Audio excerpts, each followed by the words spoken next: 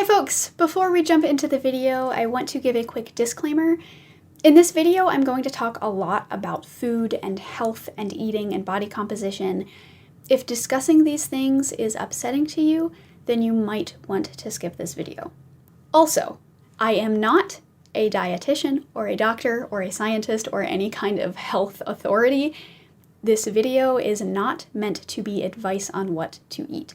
If you want advice on that, go to your doctor, talk to them. Okay, with that out of the way, let's get started. Thanksgiving is just around the corner, and for my non-American audience, Thanksgiving is a holiday that falls on the fourth Thursday in November, and it's when we celebrate the Pilgrims escaping tyranny in England, coming to the New World, breaking bread with the Native Americans who lived here, and everyone lived happily ever after, amen. While the original meaning and history of Thanksgiving is a little rough, the holiday is still the entire centerpiece of the whole month. We spend the whole month thinking about food, planning what we're gonna make, deciding how big of a turkey to get. We have an entire holiday focused on eating. Now, in the midst of an obesity crisis, eating, or more specifically what we eat, is complicated.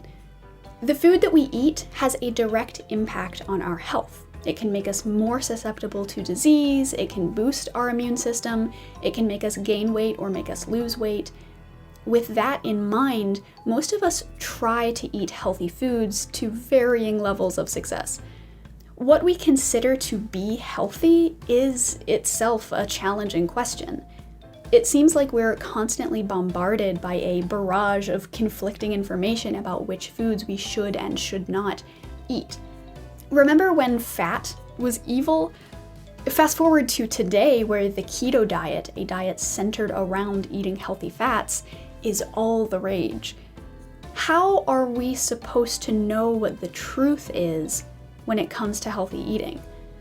Well, what if I told you that there is one single reason for all this confusion, and that one reason is a shadowy cabal of wealthy elites who pay off the government so that food companies can make unsubstantiated claims about the health of their products, all in the name of profit.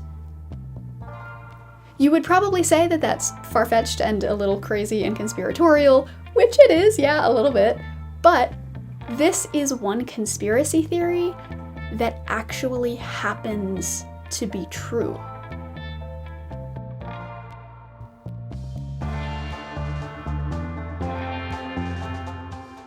Before we can get into the nefarious details of this conspiracy theory, we first need to understand how we got here. So, almost 100 years ago, the US was facing food shortages and mass hunger. The Great Depression caused economic turmoil that meant people couldn't always afford food. And when they could afford food, they often couldn't afford good, healthy, nutrient-dense food. People were hungry, they had nutrient deficiencies, they needed to eat more. So, the government enlisted the help of farmers and scientists to figure out what people needed to eat to be healthy and how to get those foods to the most people. It was a win-win situation, really. Well, a win-win-win. The food industry got subsidies and was able to make and sell more food and make more money. The people got to eat, and the government got to keep its people alive. This deal was especially lucrative for the food industries. After all, the entire purpose of companies is to make money. That's literally their one goal. And they made money hand over fist thanks to the government's Eat More directive. Fast forward a few decades though, and we were still telling people to eat more up through the 1950s and 60s. And thanks to the food rationing during World War II and the associated guidelines that emphasized eating diets rich in fats, people were actually starting to eat too much, or at least too much of the wrong stuff, and starting to suffer the consequences. The US now had a problem on their hands. Eat More had been a win-win-win. Everyone benefited. But now, people were eating too much, and nutrition scientists had the daunting task of convincing the government to change their federal health guideline messaging from eat more to eat less. This was harder said than done. See, when the government was pushing their eat more message, the agriculture industry loved it. And because the eat more message was such an important one, the federal government loved it too. It was a match made in heaven. The food industry and the federal government got in bed together. They worked extremely closely, creating ties between Congress, the lawmaking body, and the food industry that are still around today. So when the messaging changed to eat less, the food industry felt betrayed. How could the government stab them in the back like that? Didn't they know how eat less would hurt their businesses? There were riots. Well, not really riots, but there was a lot of whining and complaining on the part of the food industry. They were upset and needed to get the politicians back on their side. They needed to keep making money. To do this, food companies enlisted the help of PACs and lobbyists. Now, I'm not going to get into the details here, but basically, PACs, or political action committees, are organizations whose sole purpose is to be able to legally donate tons of money to politicians, and lobbyists are people who attempt to influence government policy or action by promoting the views of special interest groups and attempting to influence government laws, rules, or policies that might affect those groups. Food lobbyists, therefore, are people who ask government officials to make rules or laws that will benefit their clients' companies, whether or not they benefit anyone else. Essentially, lobbyists are the people who wine and dine politicians and know their favorite kind of cigar and give them presents for all their kids' birthdays. They are shady creeps who have an unprecedented amount of control over the decisions our representatives make. Anyway, the food companies had these PACs and lobbyists whose job it was to persuade government officials to ignore the eat less advice and continue promoting eat more. Remember, food companies want to make money, so even if it isn't necessarily in the public interest to eat more, the food companies need people to eat more so they can keep making money. Now, even though the scientists were pretty much in consensus that people needed to stop eating more, it's not like the politicians were all gung-ho about the new messaging either.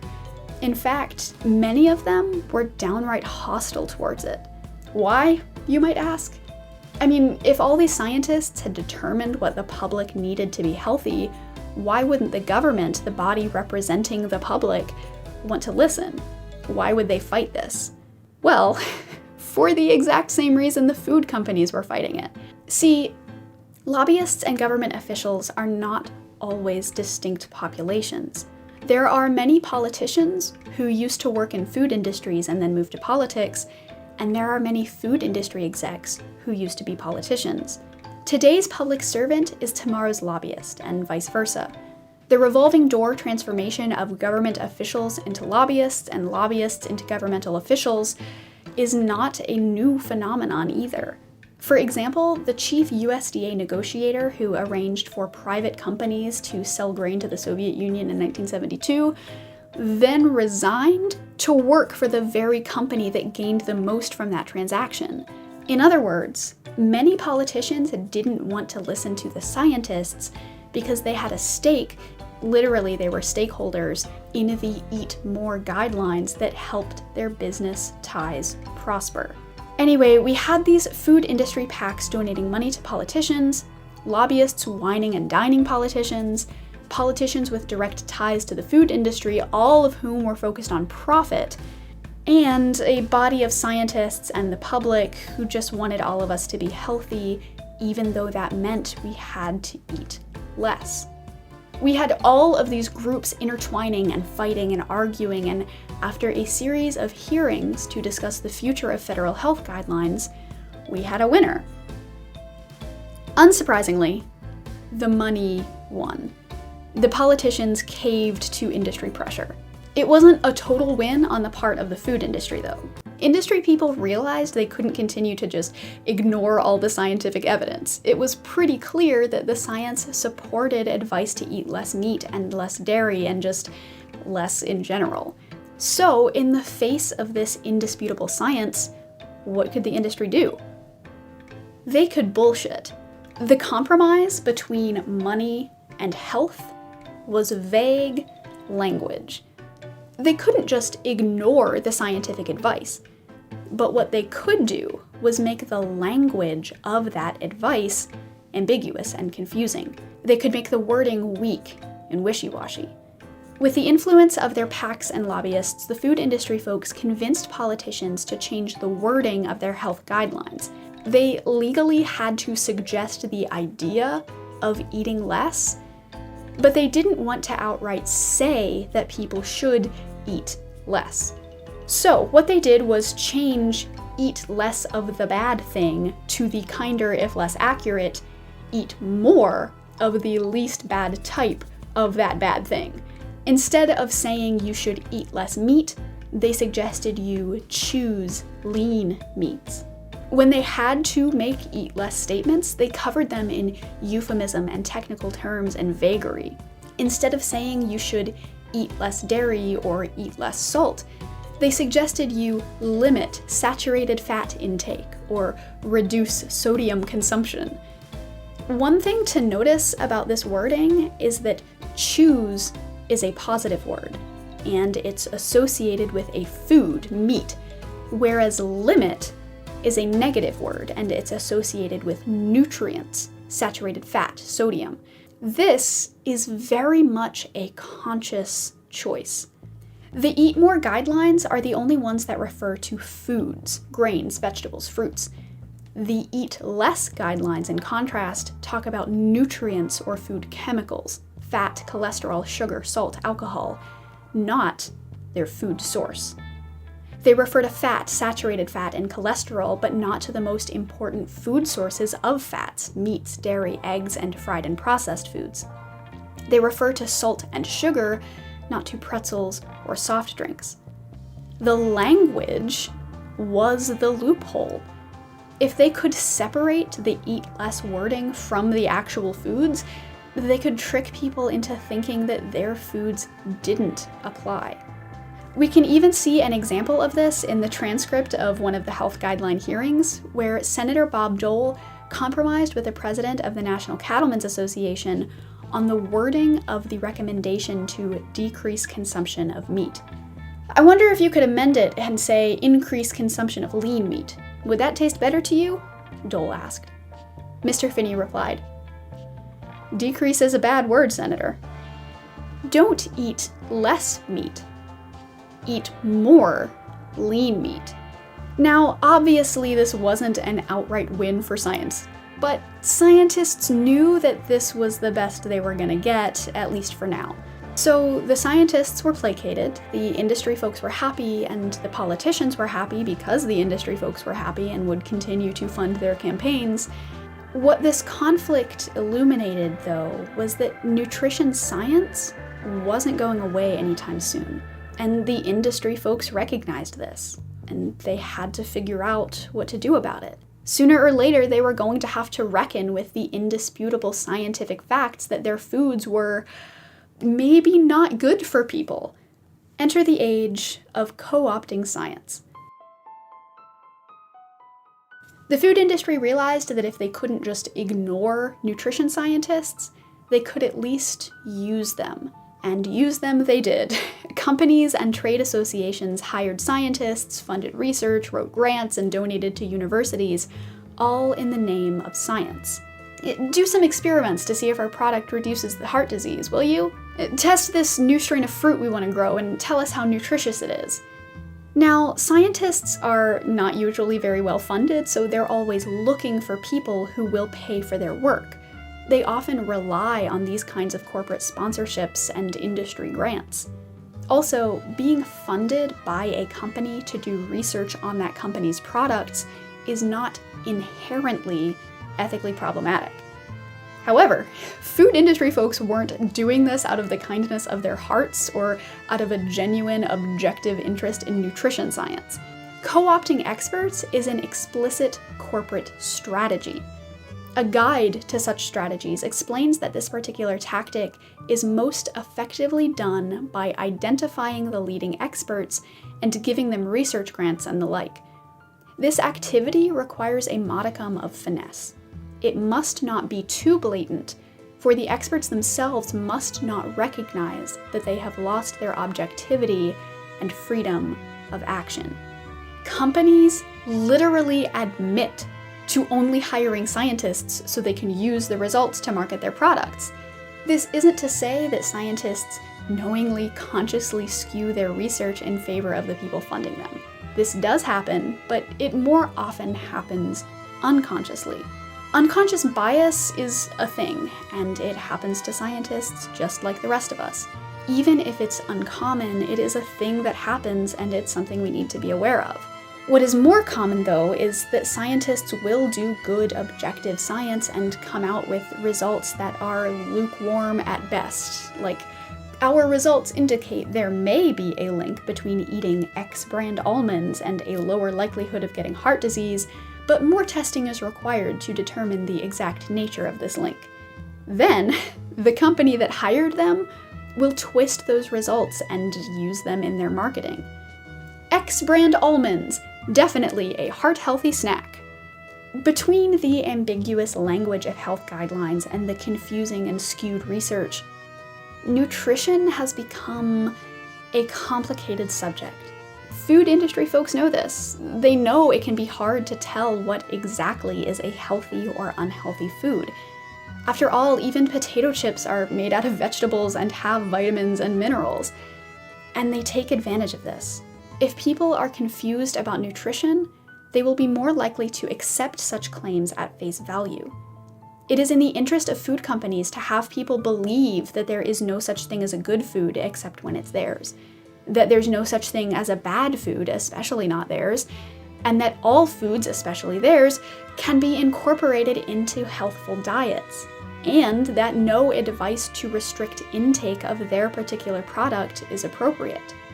This is the reason why it seems like there's a new scientific study touting the positive health effects of some new superfood every couple months. Because there is. Because companies keep paying scientists to do more and more research and flood the market. It's confusing because it is designed to be. When we are overwhelmed with information, when scientists lose their credibility for seemingly contradicting themselves so often, when we don't know who to trust or what to believe, we can more easily be taken advantage of. And this is where we're at today.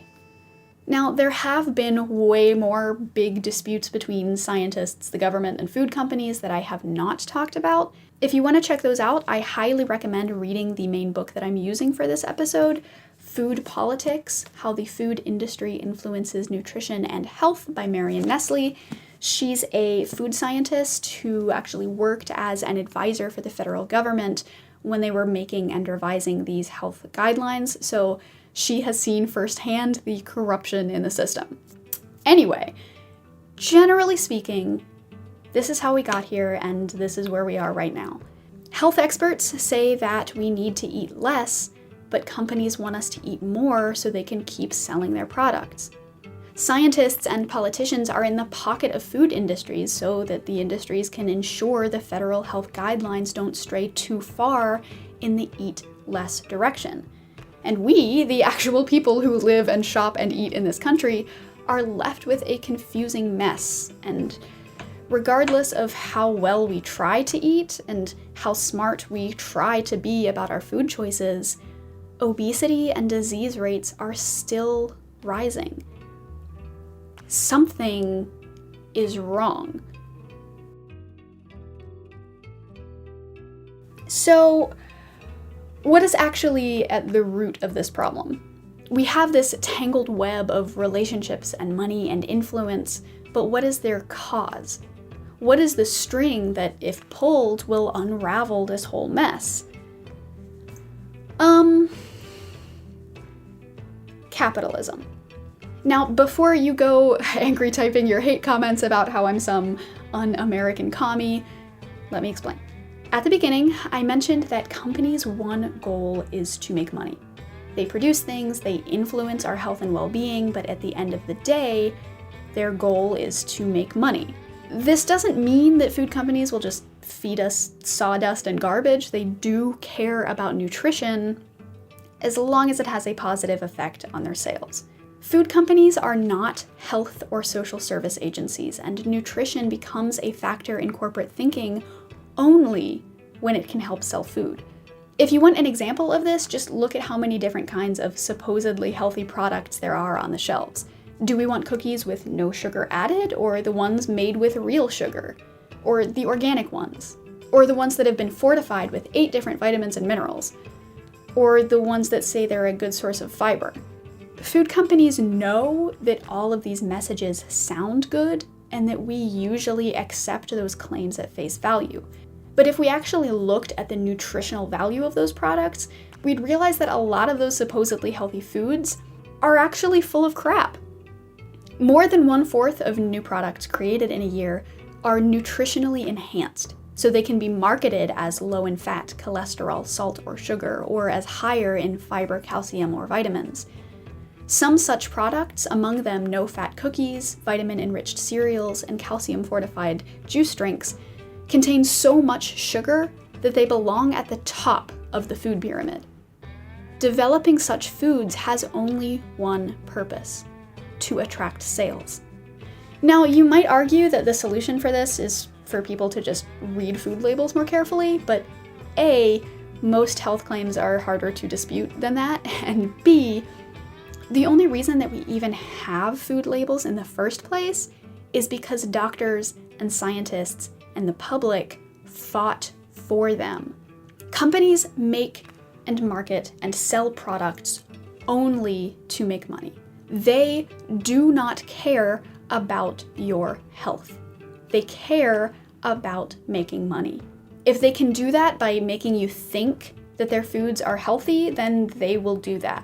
But they have no obligation to make their foods as healthy as their claims suggest they are. They have no obligation to make ethical decisions if they're not legally required to. They will only make ethical decisions as long as it makes them money.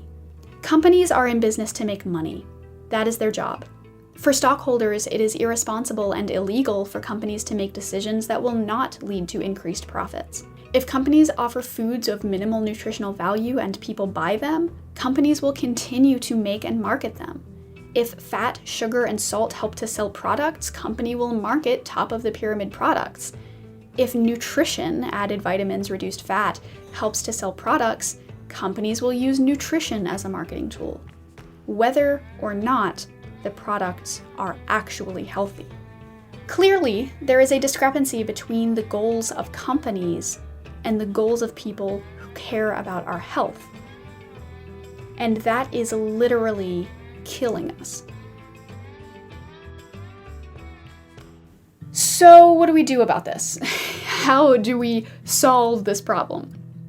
Well, outside of just tearing down the system and starting from scratch, one go-to answer is to just tax the hell out of the problematic industries or to otherwise make it monetarily unfavorable to stay in business.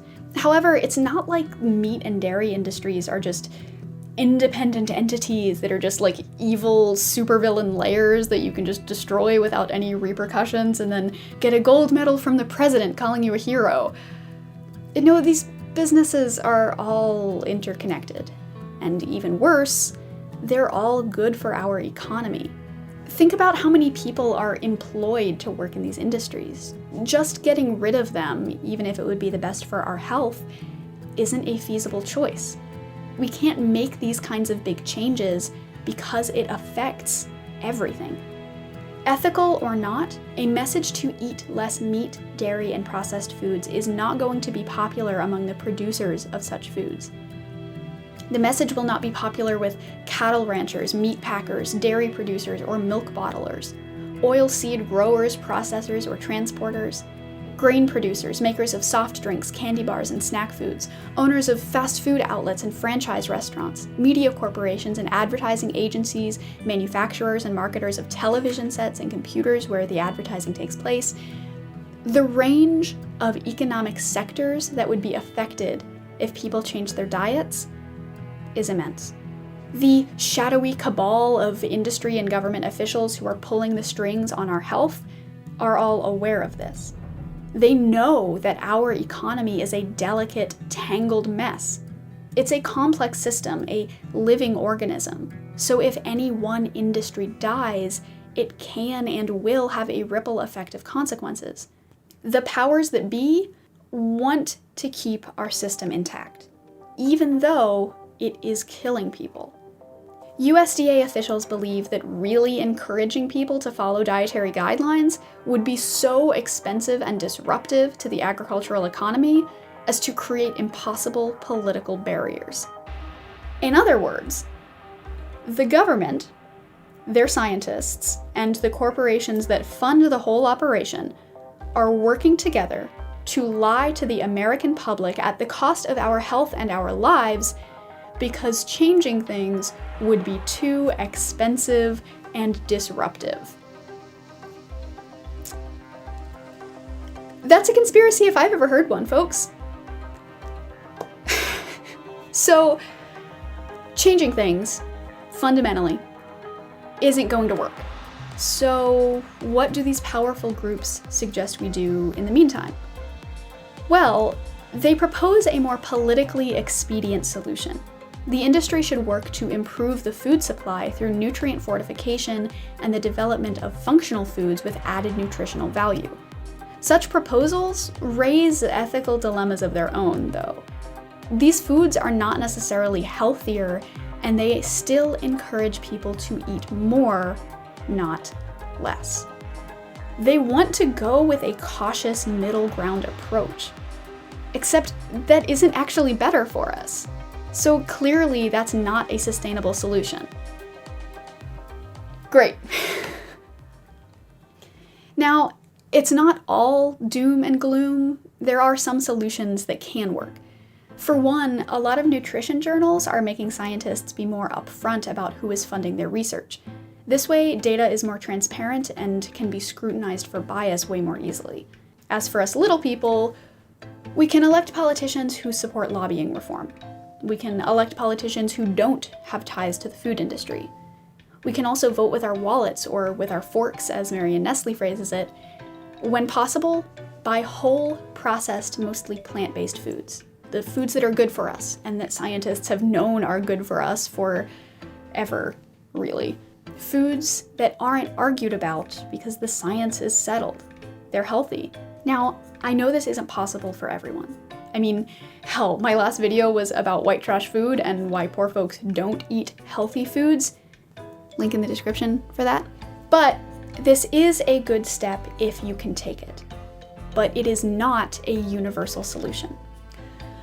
Okay, so what about education? Can we just teach everyone about all the stuff the food industry is doing to take advantage of them and how to make healthier choices with their eating? Well, we do kind of do that already. Everything we've done educationally is pretty milquetoast, though. We had the food pyramid and My Plate and Michelle Obama's healthy eating initiatives, and we're still having problems. Part of this is because while education is important, it doesn't do a great job of fundamentally changing systems. Educational approaches are relatively uncontroversial because they're phrased in euphemisms, can be easily countered by advertising, and have little impact on food choice. Changing the food environment is another matter. Okay, so how do we change the food environment? I don't know. Outside of tearing it all down and starting over, I don't know. I don't know what the solution is. I don't know how to make companies care more about people than about money. I don't know how to keep money out of politics. I don't know how to help people be healthy when healthy is almost meaningless at this point, and when income inequality and food deserts mean that a substantial number of people just can't eat healthy with the way our system is currently set up. I don't know how to change the fact that we have industries that are too big to fail, but too dangerous to keep around. Voting, with our ballots and with our forks, can change things, but I don't know how much it can change the fundamental principles underlying this whole mess. I wish there was some answer I could give, but I don't have one. Maybe listen to scientists, listen to experts, listen to people who don't have any monetary ties to industry. Remove the money, and you remove the problem. I mean, just think about how healthy we could be if we pruned away all the industry-diseased branches, if we removed our system from the equation and, for once, didn't make our decisions based on what's best for corporations. What if our government actually was of the people, by the people, and for the people? Until that happens, do your best to stay safe out there.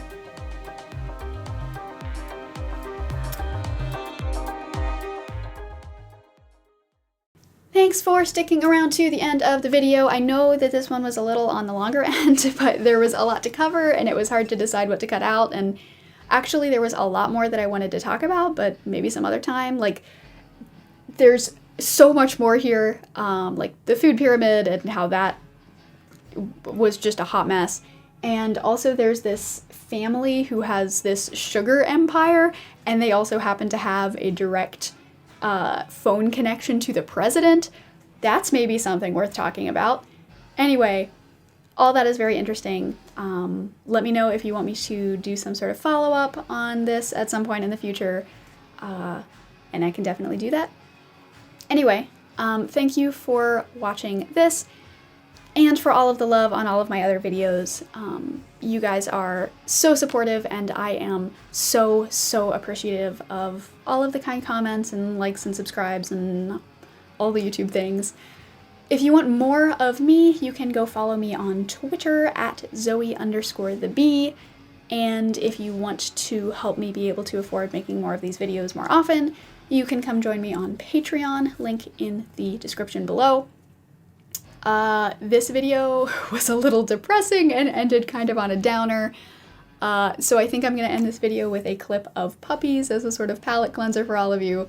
So enjoy that, have a good holiday weekend, stay safe, stay warm, and I will see y'all again soon, I hope. Enjoy the puppies.